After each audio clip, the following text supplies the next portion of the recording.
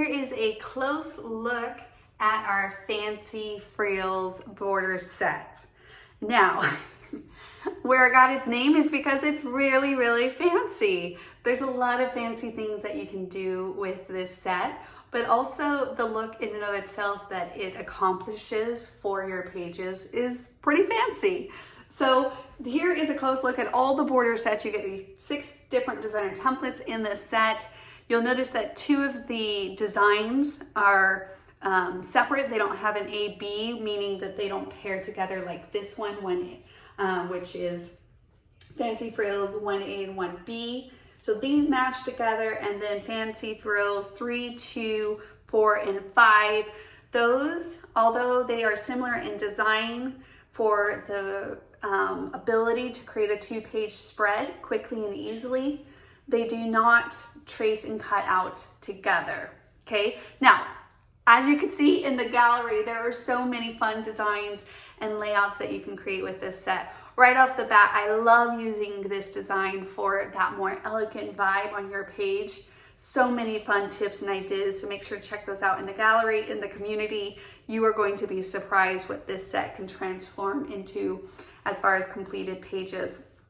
This almost has like a dinosaur or gear effect that you can create with it.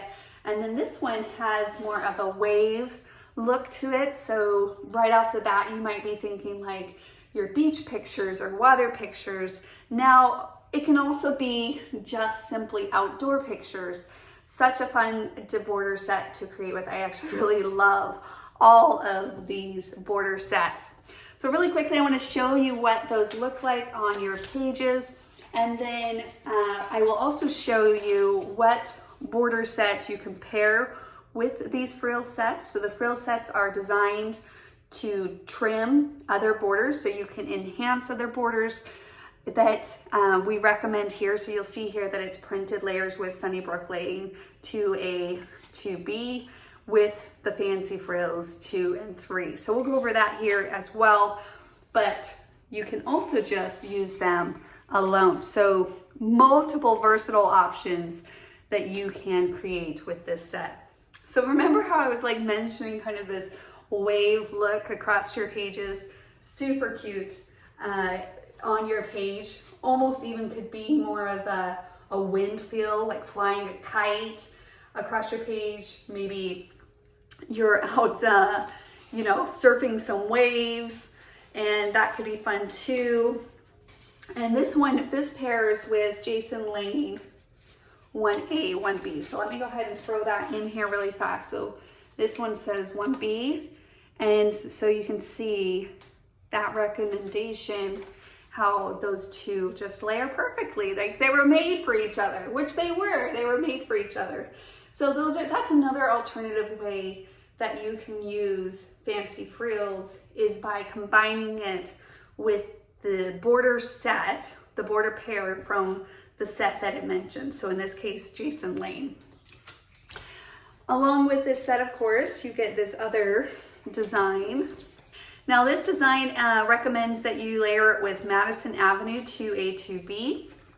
So you can see here how that will kind of, again, add that depth of layer, so you can trim those quickly and easily with a really fancy trim.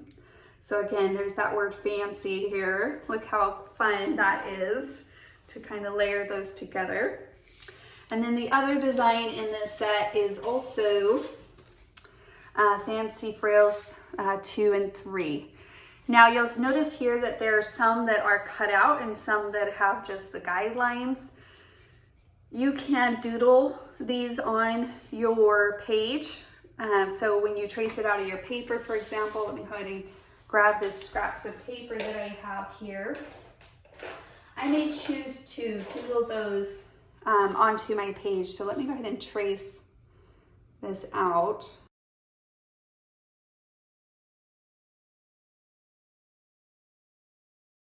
Now say I want to take these suggestions here, whether you use them or not.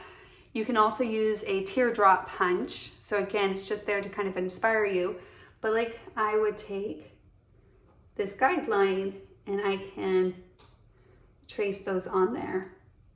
So it just gives you a reference point for you to add those. And if you want to add them to the other spaces as well, if you want to do it all the way across like these guidelines show, then I would just move this template and realign it and then trace those on your page. And so it's a doodle line and a guideline reference, or you could just use kind of that wave scallop look alone. You don't have to add those guidelines every time. Now, because I'm going to be tracing and cutting out these details, whether it's more of this scallop design or more of this rigid design on the other frill set right here, I would always recommend detaching it so that I can just kind of get in the details. And then this one specifically, I just go up and around.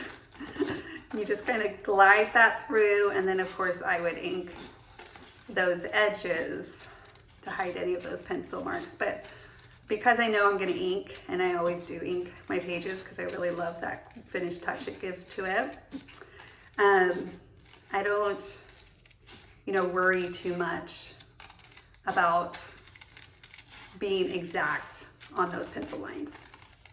So that's kind of a look at this specific design inside of the Fancy Frills border set. Let me go ahead and finish that off.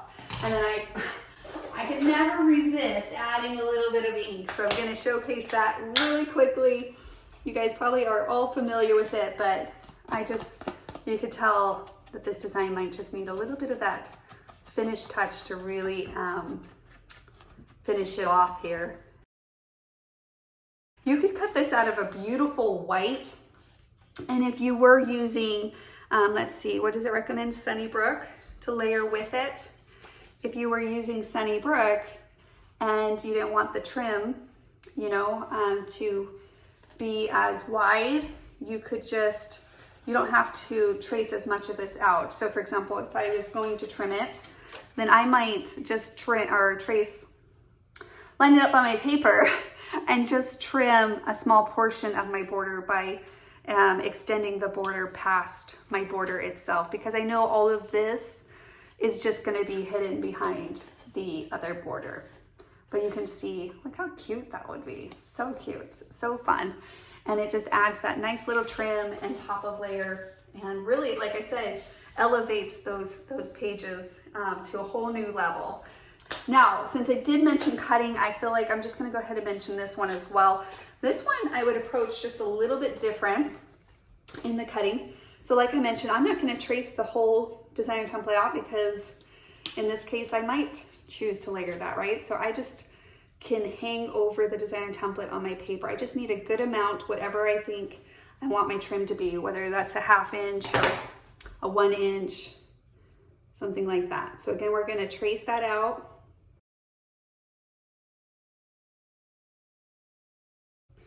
So this one I would approach, again, I always kind of like detach it as close as I can to my trace guidelines. Huge time saver there, and it really avoids, you don't have to make it more complicated than it needs to be, and that is where I recommend detaching it, so you don't have to make it more, you don't have to wrestle with the paper. So what I did just there is I just trimmed off of the tops of those designs, and then for me I go to more of a snipping cut, where I just go in and snip those designs.